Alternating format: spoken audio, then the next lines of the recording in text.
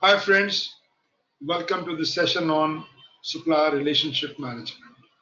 You might have seen on the top I'm putting up unlocking hidden value from supply base. We all have been dealing with supply base for a long. The supply base was more of ensuring compliance, ensuring that we get the performance around. Well, with this, let me come to the history part of it around. SRM came into life in 1983. And when McKinsey, the consultant Peter Krause, called for corporate buyers to become strategic. If you look traditionally, since I've been associated with this profession for a long, you look in 70s and 80s, all companies were vertically integrated. Procurement was a support function. But later on, they found that particularly the automobile, procurement spend, if I look around, was around 70% of the total revenue. So when you're spending 70% of the revenues going on the external spend for buying parts, components, because outsourcing was going in an enormous way. Then the concept came from this consultant that there's a lot to get the benefit out of, get the value from this. So I mean the focus has to move from just cutting down the price, improving delivery. Yes, they're very important. But more than that, what value we can get. And to begin with, I would say the automobile industry, the Toyotas, Hondas, that's the time they were setting up the plants in US and they were competing with American company. They wanted to really know how they can compete. And they followed the model of SRM. And SRM means they were trying to deal with this suppliers more as a partner, more as a collaborator, not just as a vendor. And you know the history. Toyota became one of the big suppliers worldwide. From being a regional supplier to the global supplier. And from that perspective, I think many people, when they found, okay, guys, this company had a success, to emulate the success of these companies, many other companies, even in the US, particularly the automobile companies, Siemens, General Electric, General Motors, they try to follow the model of SRM. So the focus is all about how do we deal with the suppliers? How do we use the relationship for our value? So that's what I'm going to touch on this. So the learning objective, what we kept for today's session is first to understand what is SRM. Do we really need SRM? In our personal life, you know very well, we give a lot of weightage to SRM, relationship. I won't say SRM, friendship, relationship management, we do a lot. If you see from the marketing side, they give a lot of focus on CRM. So they know very well, if I do very good relationship with customers, I will have continuity, I will have sustainability. Same thing we are trying to follow in the case of supplier. Supplier categories, the wide range of suppliers, how do we categorize them? Some are certified suppliers, some are just okay, some are only one single supplier. So we'll discuss about the categories. All of us have got tons of suppliers around. How do I rationalize it? It is not the big is always beautiful.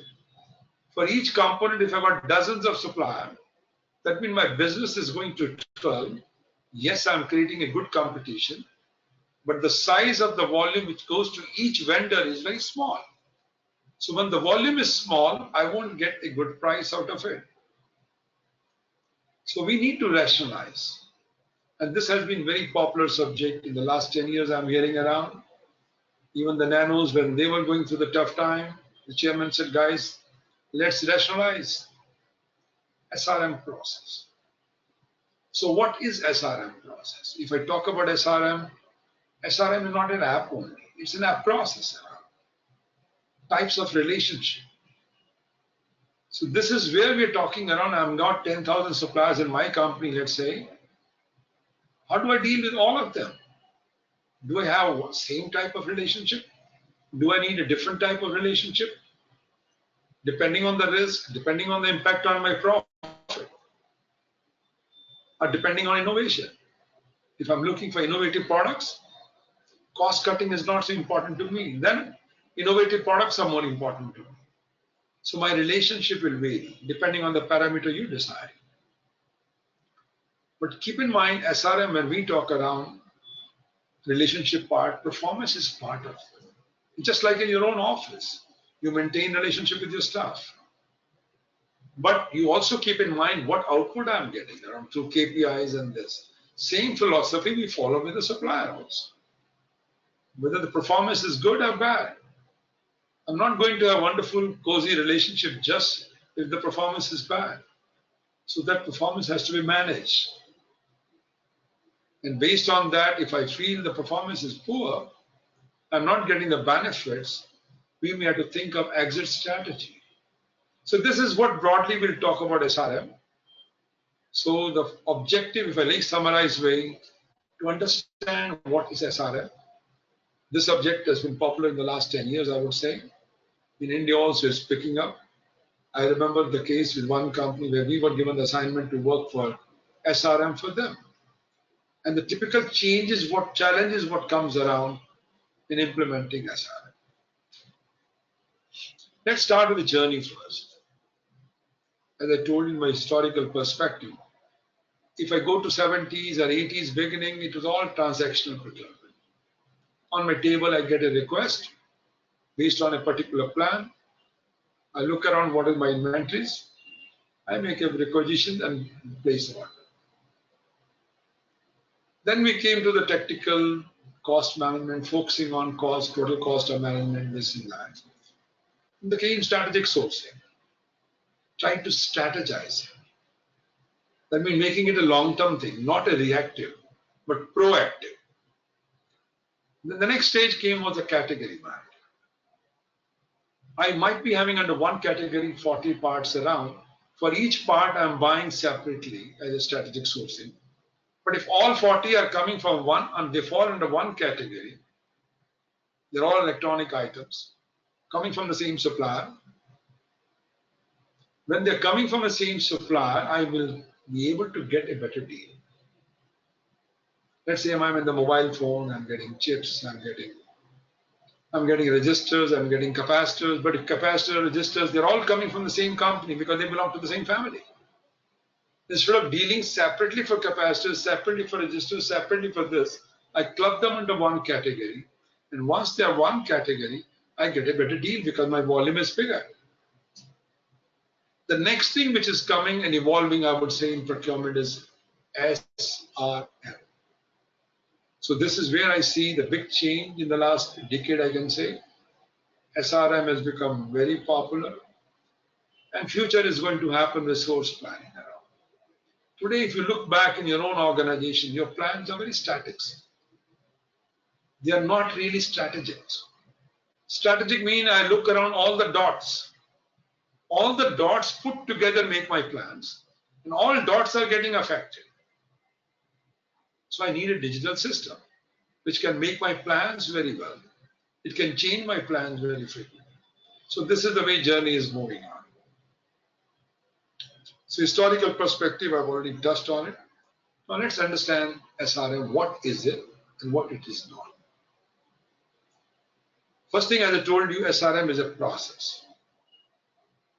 We tried a process, how do we work with the supplier? I've got 14,000 suppliers, how do I work with them? And the purpose is to accomplish a common goals and objective. It should not be one-way traffic. It should not be the selfish and only I get the benefit. It should be both way win-win situation.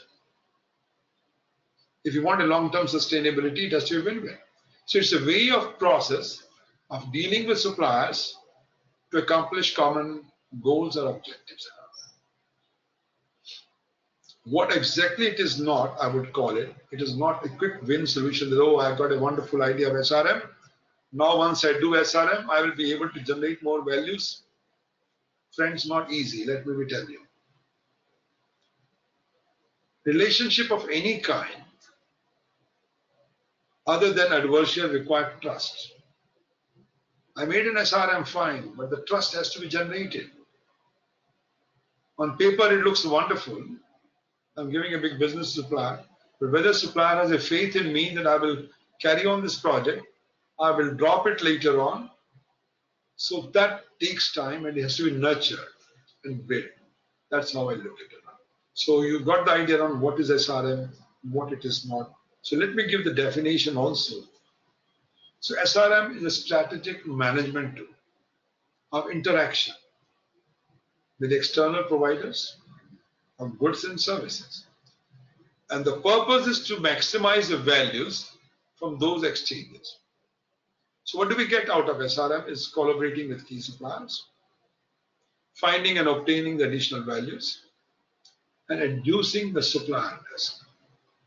If I've got a wonderful partnership with a supplier, my risks are to some extent mitigated. I'm not saying it's totally gone, but they are mitigated.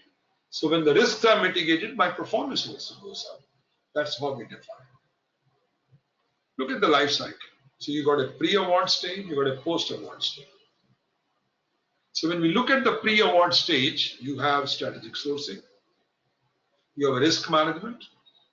The next step goes contract management. So in the process, you enhance the values, performance management, and SRM. Actually, the performance management I will call as a subset of SRM. SRM cannot be done without performance management. So keep that factor in mind. Broadly, if I look at the procurement chain, so all of you know this S to P, S to C, source to contract, that is my strategic sourcing. P to P is my transaction procurements. But when I'm placing an order, then somebody is managing the contract. But contracts are signed by S to C. So this you could call it a supplier management, where I'm taking care of performance, contract, but it's a very traditionally standard supplier performance. It's not very strategic. So if you go further, we all are now talking about categories. So category is a one particular retail business. Even the auto company also the category business. So from category, I use the strategic sourcing as a tool. Then strategic sourcing has got in between another cog, and that cog is supplier relationship management, and then P2P is here. So this gives you the bigger view. It's those of you who are using category management already. So category management, strategic sourcing, which is S source to contract. Then in between the cog which comes up, which connects the P2P and S to C is SRM. In the good old days, we used to call supplier management, we call contract management, but I think in today's world, it is called SRM. Again, traditionally, if I look, SRM used to be independent, standalone function, but today they're all interlinked. So it's not a separate team doing SRM, yes, separate team, but they all work together. And SRM is again a cross-functional process. It is not the procurement. I think this I find quite a common wherever I've worked with Indian companies as a consultant. Category management, they think is a procurement function alone. Yes, it's a procurement function, but it's a cross-functional. Strategic sourcing is a cross-functional. Anything which is strategic is a cross-functional. SRM is also cross-functional. So this is where I want to really touch on this part, that we have to lead the group. We have to work with other players as well. Let's look at this framework. Now, this framework you look around, I think this gives you a wonderful idea about whole procurement. So within the procurement, you got a strategic sourcing. You got contract management, you got P2P, you got SRM and planning. The enabler for SRM, if I want SRM to be successful, what are the enablers? I need the right structure. I don't need a separate independent function. I need a function which is working with S sourcing group and the procurement group, operation procurement group. And it is also having a structure of cross-function. Performance management, again, is one of the enablers, technology. Particularly those companies which are dealing with thousands and thousands of suppliers, they need the technologies to manage it. One can do with Excel, but you need a technology if you want to do effectively when the number is bigger. People also need to be trained. It's more of a soft skill here and now. If I'm dealing with supplier relationship management, I need a lot of soft skill. So whether my people are trained well or not, they're very good hard skill. They can hammer on the price reduction, they can hammer on other things around, but they don't know how to carry the relationship. So you need people, the risk management. So all are becoming my enablers. Okay, let's move to the next ones. Where does the contract management supplier relationship begin? If you look around the straight line path, linear path, you award the contract. After awarding contract, what do? Your contract management is nothing but you are doing KPI monitoring. And then you're also looking at supplier performance management to some extent. And then you can see the shadow starts from there, SRM takes over. So wherever the contract management ends, SRM takes over. Now, when we talk of suppliers, I will not go much in deep into the evaluation and certification, but you know very well. So all of us having a lot of evaluation tools and guidelines on this. But the word certification, when I say supplier is certified, don't mix up with ISO 9000 alone. That may be one of the criteria for evaluation. So when we say the word supplier certification, that means if I'm in an automobile company or any company, parts are coming from a supplier. They don't have to go down to inspection. They can go and fit straight to my assembly line. So if supplier is certified, that means the process of inspection quality by the company, by my supplier is so good, I don't have to make the parts to wait. So this is where we call supplier certificate. Now the type of categories when we have.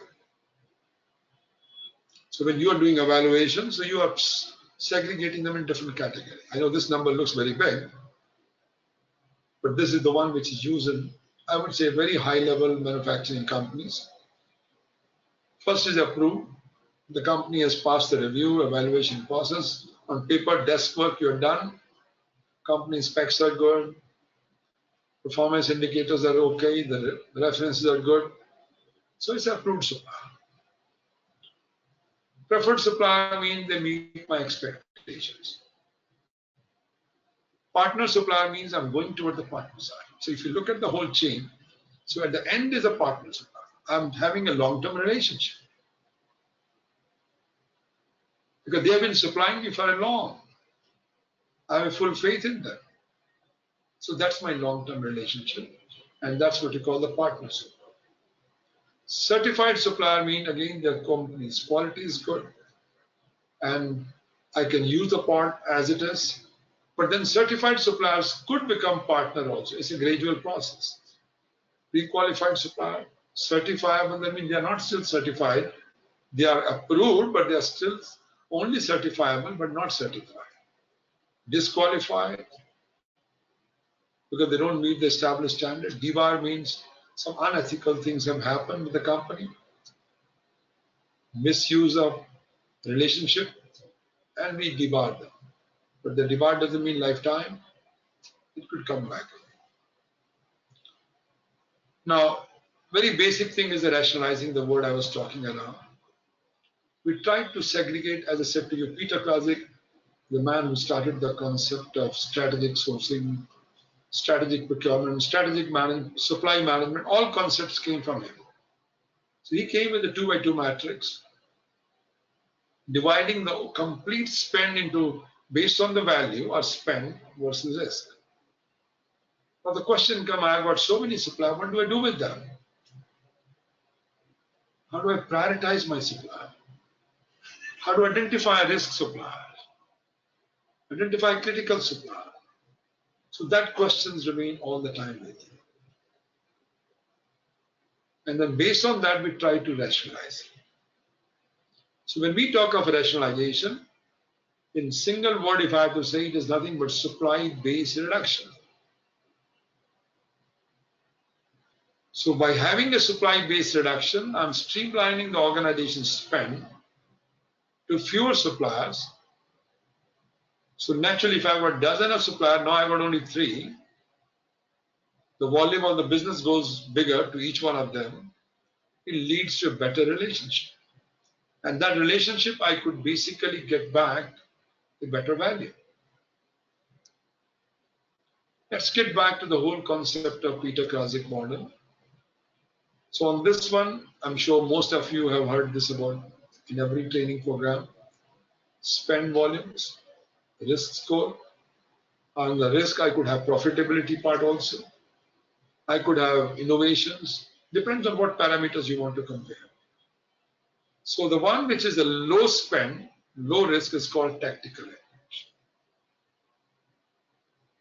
Like in any office around office supplies, they will fall into this. Then I've got tactical profit around high volume, big money, but the risk is low. Let's say if I'm working in an auto company, I'm buying mats, and I'm buying filters, and I'm buying some other things around, dashboard, meters, speedometer. So I've got many choices available. If I have got many choices and my spend is very big, this is the area where I can tap the profit. I can create the competition. My relationship would be different. I can do the reverse auction here. Then come the next one, upper one, high volume and high risk also. I'm an automobile company, I'm buying an engine. And that engine is the core of my product. Not that there are not many other suppliers available, but I need that particular engine. That makes my uniqueness of my product. So it becomes strategic critical. I need to make good relationship. I'm in a supposed company like making computers. I need chips. There's only one, let's say Intel. So that relationship becomes very strategic and critical. Then another one comes where there's a low volume but high risk. Strategic security. I want to secure them. I'm working in Airbus, I'm working in Boeing. They buy the nuts and bolts, low values. But if those bolts and nuts are not there, specific one, I can't assemble, I can't send the plane. So they become my strategic security, they become my bottleneck item. And those bottleneck item, I want a long-term contract. Or I buy in a bulk. So I need a different type of relationship, different type of methodologies. If you go back in our procurement environments, we spend majority, I would say, and this is my honest opinion, which I've seen in many companies, everybody is busy in sourcing, tendering, contracting. But when it comes to this part of relationship management, very less time is given because we feel it's non-productive. Measuring the performance, again, we think, oh, is a non-productive. So the lot of focus is going on these two parameters. So my request to all of you is there, we need to bring a balance on the two things around if you want to get the good results. Now question comes, why SRM?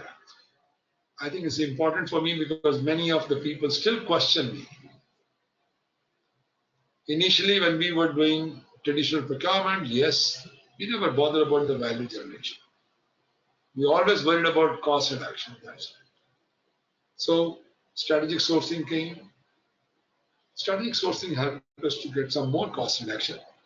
But keep in mind, if strategic sourcing, I've done source to contract, but if I don't follow up, the benefits will start clicking down. So technically, I kept the money on the table, but the money is not going into the bank because nobody's following them. So I'm losing the benefit which I have planned in the beginning. So, but if I come with an SRM, which talks of very good contract management, which talks of supplier performance management, so I have a separate team as a part of the whole big group, it becomes, my returns are much better. So this shows the figures, what saving we can bring around. So same thing has been quantified in this chart. Another reason for SRM is Sometimes we are given a work to someone, but expectations are unclear. Because we are not working as a partner, we are not working as a relationship. We are working just guys, okay, deliver it and get the payments. So there are unclear expectations. The moment I get into a relationship, they know very well their future is linked with my future. If they do a good job, they get more business from us. So that expectation is there, not mutually beneficial. If I'm all the time looking selfish, my interest, other guy I'm trying to suck it because the guy has got no business. And I know there are many choices available with me. I hammer a lot on the price reduction. The guy gets no margins at all. Their interest is very minimal. So it has to be win-win situation. Buyers, multi-supplier environments, miscommunication, what we do, poor governance systems. When I say governance, mean the methodology of managing the supplier. The type of methodology we treat with them is just like a vendor. Wait outside, we'll call you. We don't treat them as a partner. We don't treat them as their collaborators. We treat them as only transaction person, that's all. So that governance mechanism we need to improve. I know in the government sector still it is there. You can't be very close to the supplier. Everybody's eyes are up. Guys, why you're talking to the supplier too much? Everything has to be decided by paper only. Poor culture. On paper, you're given a contract, but culturally we are different. I'm given a business, I'm in developed countries and other countries, which is unethical practices around. They don't pay well the staff around. Safety conditions are very poor. It doesn't fit. A lack of coordination. So SRM cuts down all these issues. Another thing of SRM I would try to put around, traditionally what we do in every organization, I've seen myself, since I used to be, before I became the chairperson for the UN supply chain, I was heading as a research and development department of UN in Copenhagen. Research and development in supply chain. So the normal relationship when we look around sales and procurement, only two people meet, that's all. The sales guy come, account manager come, they meet the procurement guy. But when we talk of SRM, as I said to you, it's a cross-functional. It's a relationship at different levels. SRM is not managed alone by procurement, there are other players as well. So it is again a different type of relationship. Still, I would say it is missing. Very few examples I have seen, but overall still is missing. I think there's a lot to learn from the Japanese because they were successful. The ideas came from the US. They were the one to implement immediately SRM, and mainly were the Toyotas and Hondas. What is there to learn? I mean, everybody followed later on the path. Their hierarchy was, guys, understand how your supplier works. Turn supplier rivalry into opportunities. Then you have supervise your supplier. Do we send them the monthly reports around? Performance report. If I look at the traditional type of supply management, report goes once a year. The same way as we do for our staff.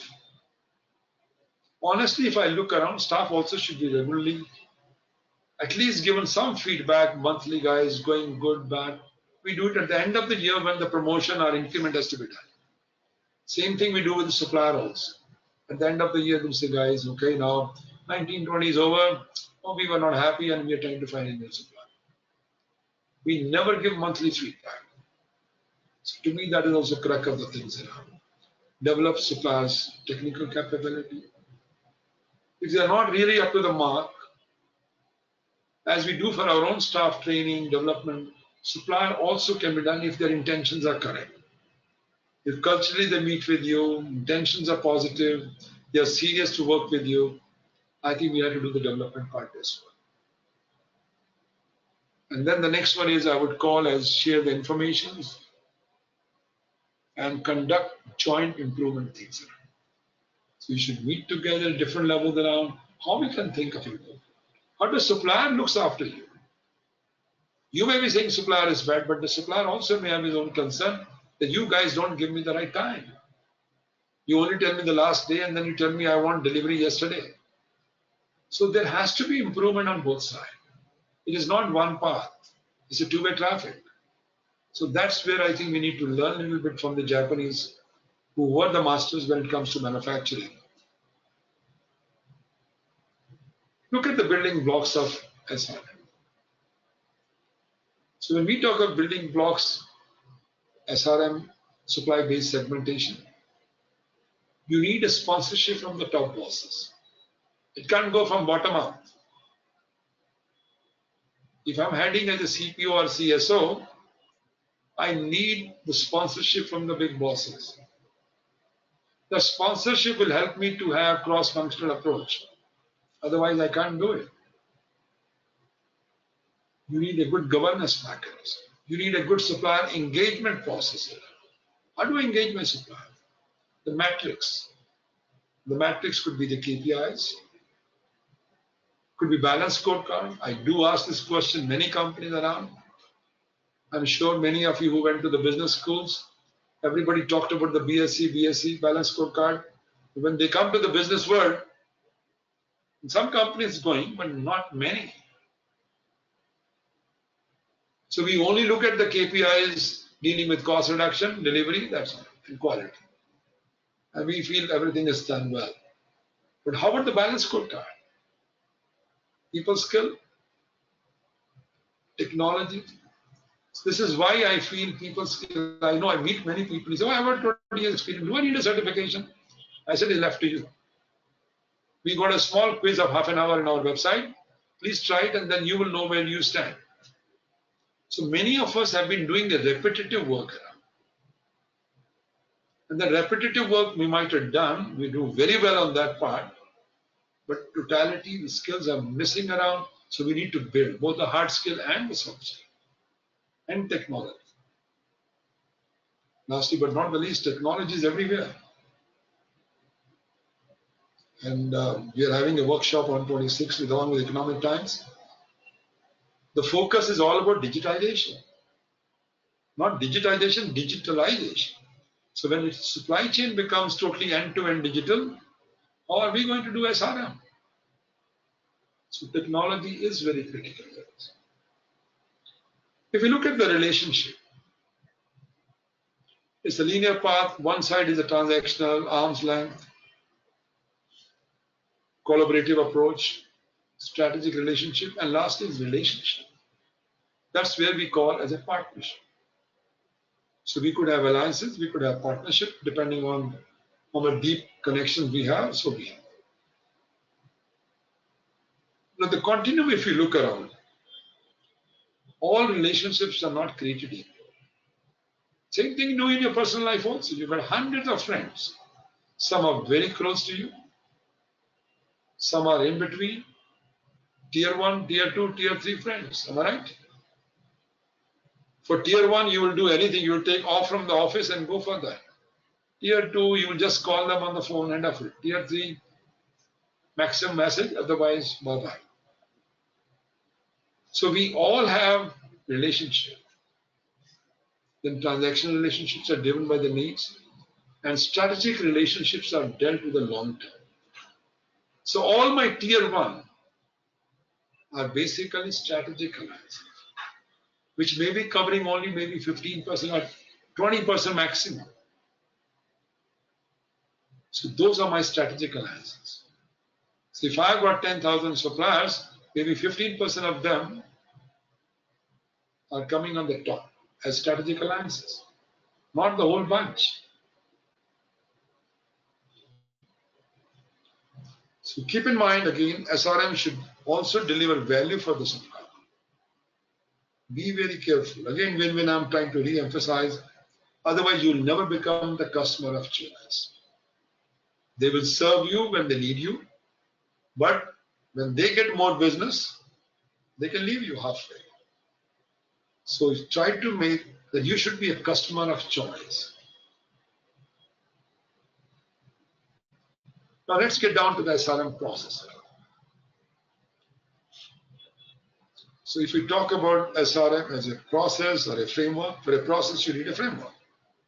It's just not a tool that I buy a tool, I buy a software, everything will be done. No, I need to build my framework.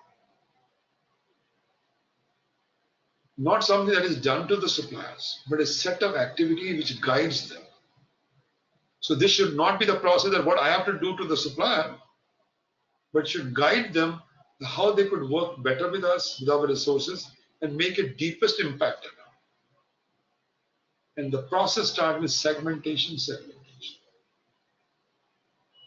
Like in office also, you got stars, you got horses, you got this. You try to divide. If you do from the HR angle, you try to divide your staff. So same way with the supplier, I do the segmentation. And Peter Krasik model, which is 2x2 matrix, is default for many managers. So most of the managers use this model to use segmentation. Now coming back to the whole process, the very first step you can see the segmentation. Second is governance. I do the segmentation into 4 boxes. Now how do I manage each and every supplier? Which are bottleneck supplier, which are leverage supplier, which are critical supplier, which are transactional supplier. How do I deal with them? How do I govern them? And then also I have to look at the performance. So I need performance indicators, as you do for the staff. I need the performance management, the tools for that. And then based on that, if I find the supplier is doing sincere efforts and there's no other choice with me, I may have to do the supplier development part also. But all of this revolves around the data. And that data is available in your ERP systems. But some data may not be there with you. This is where I find ERP, when I look around, is more like a cubicle. Within your organization, you have the data. But if I expand this whole procurement into a supply chain, end to end, other data is not available to you. So your whole relationship, if tomorrow I want to bring AI or other things around, is limited. The quality of data is very limited. And that's a big change going to happen in the years to come. So you can see the bigger picture again: selection, evolution, strategic evaluation, and lastly is phase out.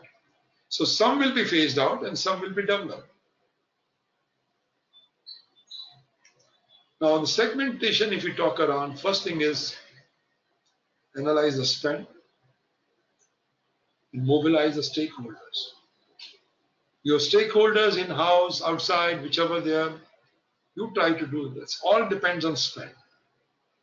So what are the activities around? I analyze the spend data, clean the data, model future spend volumes where appropriate, and then identify the stakeholders to include in the segmentation.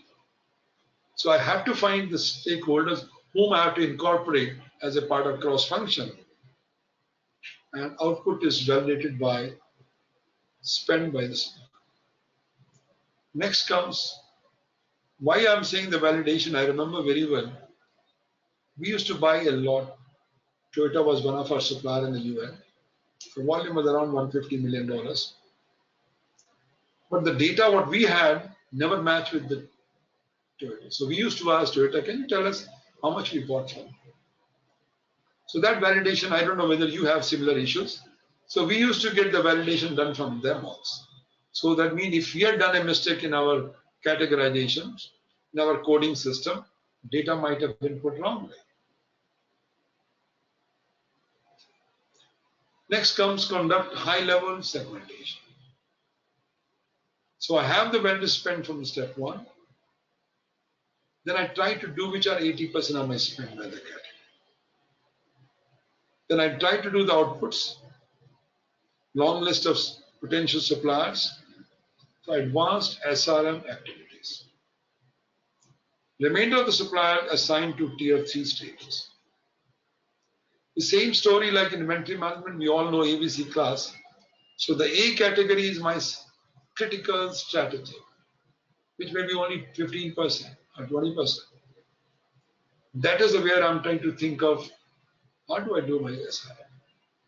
Conduct detailed segmentations, long list of suppliers for step 2, and outputs I'll try to create for tier 1, tier 2.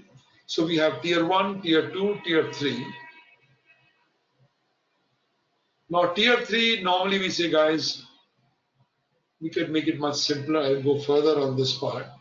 So if you look at the tier 1, tier 2, tier 3, tier 3 is the big numbers. You could call even 70% might be falling in this.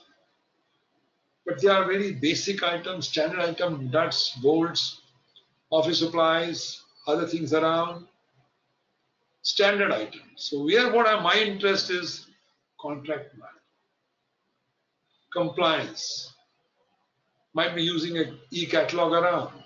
So tier 3, if I can have e-catalogs around, I can survive on compliance.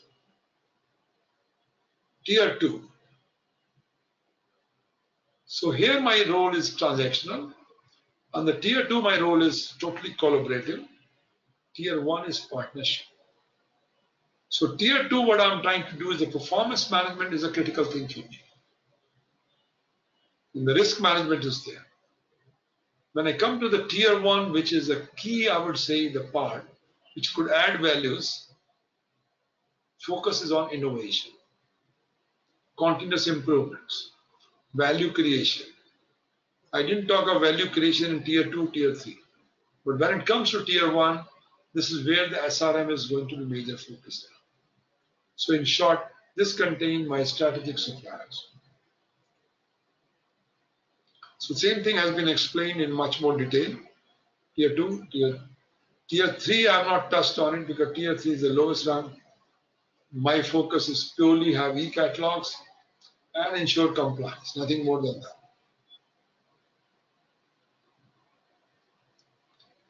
So when we do the segmentations, you could easily do, if I go with the value and risk part, so the one which are high values, high risk, basically I'm taking the high risk line. So the high risk is becoming strategic supplier and development. All others are coming as where the focus is on contract management, focus is on cost and compliance. You can say the transactional one, the low cost one. Preferred supplier, wherever I have got some preferred supplier, the focus is different. So my interest is contract. Now let's see the type of relationship what I need to have. Again, a part of governance. I did the segmentation by using Peter Krasik model. Now I have to look around is what type of relationship. So a relationship starts from competitive at the lowest end. The top end is a business alliance. So business alliances are the one where I'm having single source, dedicated resources, joint research and development. My supplier is giving me the end parts. Let's say they're giving me the engines for my car. R&D is combined, exclusive rights. I will have business alliances. If I'm in a company like making computers and this, I will do with the Intel, business alliances, performance partnership. Again, here also I got a single or dual sourcing. Preferred supplier means I've got quite a number of evaluated suppliers. Short-term agreements I've got around, like office supplies. And the next one is a competitive supplier, where I got multiple choices and high values. This is the place where I was talking about reverse auction or something. I do regular basis competition. One thing we have to keep in mind when I talk to you about the data part, when we're doing supplier segmentation, all the data is coming from your own ERP. So in short, your ERP is giving you the transactional data. But if you want to get other things around contract data, customer, supplier analytics, forecast, then we need to have an integration. And this is becoming our top of the interest around now, particularly when we're getting into digitalization. We need to have linkages. Maybe the blockchain could help us all this also. Now coming back to SPM steps here. So when we talk of supplier performance management, because SRM has no meaning until the SPM is not working well. So what do? When for supplier performance management, develop a strategy. What type of thing we want to check? What are the evaluation criteria for performance? We analyze the performance reports. We measure them, report them, share the performance. And this has to be done on a monthly basis. If you don't do on a monthly basis, obviously then you are suffering. Supplier doesn't know anything. And suddenly at the end of the year, you tell them, guys, you're trying to phase them out. Conduct review meetings, report and track actions, review and reset the goals. Now here I will try to explain a little bit about why this measures and what type of measures we need. All of us have vision and strategy.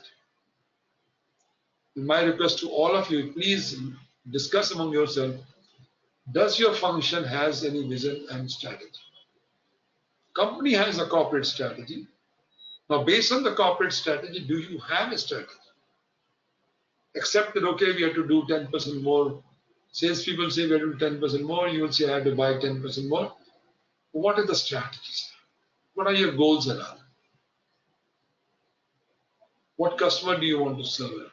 So you need all that thing. And based on that, you need to set up how are you helping the company in the financial side. Because of you becoming strategic, are you able to bring some cost reduction, cost saving, cost avoidance? Plus you're able to add values.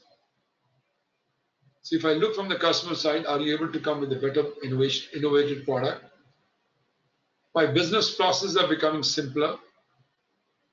So customer doesn't see a lot of friction around. And learning and this. So learning and growth not only for us but for the suppliers. So those parameters also we need to look at it, and they are my part of the BSc. So the KPI, when I look around, I know very well, I have been also part of the same chain. We used to look at 5. Cost. Second is cost, you could say the price part. Second is the quality part, delivery part, after sales service, and performance. So you used to have the rating for each one. Out of 5, if you do this. So we used to have multiple points around, score them up. We developed a system which computers could automatically generate the scorecard. So scorecards were there for each supplier. So those scorecards can be given to the supplier along with our personal judgment, personal reports, personal assessment, monthly basis. So the balanced scorecard, as I said to you, is basically uses the value drivers. So all scorecards are basically focusing on 4: financial side, the business process side, the learning and growth, and the customer side. So your customer means it could be internal stakeholders, or your product to whom it is being sold, they're also a customer at the end of the chain. So this talks to the perspective of the BSc, the balanced scorecards. Coming back to this. Now we have gone through the performance indicators. We've gone through the BSCs. We find if this supplier has done well 90%, but still lacking based on our expectations. So you may like to do the development. So when we talk of development, it refers to buyer's activities. Undertakes to improve the supplier performance, because their improvement of performance is ultimately going to help you identify the critical products, identify the critical supplier, form a cross-functional team, meet with the top management of the supplier, identify the key projects wherever you feel you want to improve, define the details of agreements, monitor status, and notify staff. Let's see, if I am buying a battery for my mobile phone and I find this is giving a problem area, I want to increase the life. Now people are talking about the nuclear batteries around, which could work for the lifetime. So if I have got an innovative supplier which can give me, it gives an edge to my product, and that edge to my product means my sales revenue goes up. We need to work with them. Supplier improvement process, if I look around, that summarize, if I talk about, we shortly call as STPDR, study the issues around, target what you want to achieve, plan them, do it, and last is review. So this is the broadly what we try to summarize into 5 headings. When it comes to maintaining the relationship, all of you are well knowledgeable on this, but still let me say, compatibility. You might have seen even your friends also. You need a compatibility. You have to be cooperative to each other. Communication gap should not be there. Trust has to come. And commitment to each other. So what do we do for this? In the case of suppliers, we have top management meetings. Relationship between supplier and the customer functions. Timely payment of invoices. And equitable treatment of suppliers. Periodic supplier survey. And focus shall become preferred customer. So your focus should be that I am the preferred customer. Suppliers should love to work with. Again, going back to the automobile companies, when Toyotas and Hondas were set up plants in US, suppliers were local supplier in the US, they were happy to work with them compared to their others. So that is what you want to be, the preferred supplier. Coming back to the relationship strategy, the nuisance part, obviously you would like to keep them at a arm's length. Then there are transactional supplier, transitional supplier, collaborative. So if you look at the 4 boxes, some will go into the partner, some will become collaboratives, some will be transitional. I've got multiple choices, but the high value is there, low risk is there. Transactional is among the low risk, low value. Nuisance means you get other tons of suppliers around, but you want to keep them at arm's length until you feel, okay, I can give one small business to them. Another thing is there, nowadays we talk of maturity everywhere. We had the time, opportunity to work with one company to do their procurement maturity level, we looked around. Now people are looking at the SRM maturity. So if I go with the maturity level 4 as the highest one, world class, where do we stand? Are we at the level 1, level 2, level 3, level 4? So each one wants to see around, guys, where do I stand? So it gives you various parameters to assess yourself, where do you stand? If I talk of level 1, no formal supplier relationship management program at all. So those companies who don't believe in SRM, obviously they're the level 1. The level 2 could be 1 or more SRM program at the business unit level. Risk management and targeting and measurement of opportunities to on ad hoc basis. Then slowly it moves toward the systematic side, moves into the collaboration side, that's the level side. Now coming back to the exit, obviously, like in the staff, we have same thing with suppliers. Some have to be phased out. And phasing out is not easy, let me be also honest with you. I remember a case where we tried to do strategic sourcing another supplier, and it was not easy. You think it is the best supplier, but down the line we found on the staff side and the production side, they were not happy with the new product. So they can minimize the impact to the organizations. But keep in mind, when we are talking of any contracts, exit strategy should be part of that. So if you're not putting exit strategy in the part of the terms and condition, and then you're telling them out, it could lead into troubles.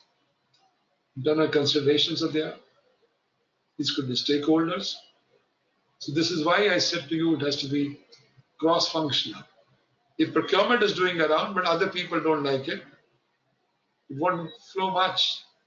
So you need the stakeholders, timing-wise, assets also. You might have given some tooling, might have given some documentation to supply. So those also have to be brought back. External consideration, there could be liabilities issues, changes in specs. supplier inventory becoming obsolete. And there are risks which are there, legal risk, as complicated, as intertwined as marriage, financial requirement, and cost of transition. So there is a cost of transition when you want to move from one supplier. So you have to be very clear in all your contracts. There should be a paragraph on exit strategies. Let me try to summary and conclude it. As I said to you, SRM is still a new field, I would say, in just last 10 years. Is undergoing a major transitions. Gone are the days where simply managing spend and finding the best deal used to be the best thing. No. So the key secrets for meaningful relationship, focus on relationship, as I said to you, trust and collaboration. Expectations are changing. Should try to make it win-win. Putting you ahead of the market, technology can simplify the process. Lastly, I would put down the key takeaways. SRM also entails broadening your view of suppliers. So you're dealing with them, you're visiting them, you're giving a monthly report to them. Maybe you had a thought wrongly around, they're giving you the correct understanding around. You are seeing them as vendors, that is not good, but as actual potential partners. Your mindset changes. And who can help you drive company advantage? This means beginning of the relationship as supplier as an asset. Supplier is not a liability. Yes, if the bad supplier is a liability, but then you haven't phase out strategy. But those who are good supplier, critical supplier, strategic supplier, they are your assets, and you have to manage them accordingly. Well, with this, friends, I want to thank you all for your patient hearing. Take care.